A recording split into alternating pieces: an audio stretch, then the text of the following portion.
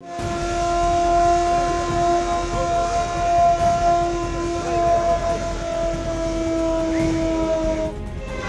Siren বাংলাতেও mock drill সহ প্রস্তুতিতে 7 দিন সময় রাজ্যকে। সীমান্ত ঘেরা বাংলায় যে কোনো সময় বড়সড় সংকট নেমে আসতে পারে, তাই মঙ্গলবার কেন্দ্রীয় স্বরাষ্ট্র মন্ত্রকের ডাকা বৈঠকে রাজ্যের প্রতিনিধিদের রীতিমতন প্রস্তুত হবার নির্দেশ। বাংলাদেশের কারণেই বাড়তি সতর্কতা বাংলায়।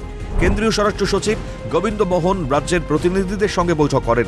এই বৈঠকে তিনি ছাড়াও উপস্থিত ছিলেন এনডিআরএফের ডিজি।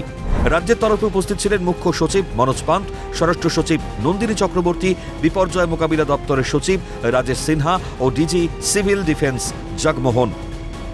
এদিন বৈঠকে বলা হয়, কোনোভাবে যুদ্ধ পরিস্থিতি তৈরি হলে উদ্ধার কাজ বা পরিস্থিতি নিয়ন্ত্রণ কিভাবে করতে হবে। এ বিষয়ে রাজ্যের এক শীর্ষ আধিকারিক জানান, মকড্রিলের সঙ্গে সাধারণ মানুষের সরাসরি কোনো যোগ নেই, বরং এর সঙ্গে জড়িত অ্যাম্বুলেন্স, অগ্নি নির্বাপন, উদ্ধার কাজ, হাসপাতালের বেড ইত্যাদি। রাজ্যে সবকিছু কতটা সচল আছে তা খতিয়ে দেখতেই এই ব্যবস্থা। অন্যদিকে রাজ্যের সঙ্গে মোট 17টি জেলাকে অতি স্পর্শকাতর হিসেবে চিহ্নিত করেছে কেন্দ্র। কোথায় কোথায় মকড্রিল হবে তা সম্পূর্ণটাই নির্ভর করছে রাজ্যের ওপর।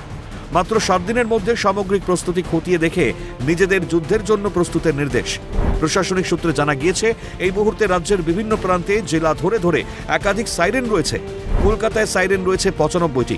তবে এর বড় অংশ দীর্ঘদিন অপব্যবহারের ফলে অকেজো হয়েছিল, সেগুলিকে দ্রুত সারিয়ে তোলার নির্দেশ দেওয়া হয়েছে। পাশাপাশি প্রত্যেক জেলায় 20 থেকে 25টি সাইরেন রয়েছে। হেডকোয়ার্টারে একটি সাইরেন থাকছে। এছাড়াও গোটা রাজ্যে 62টি স্যাটেলাইট ফোন রয়েছে।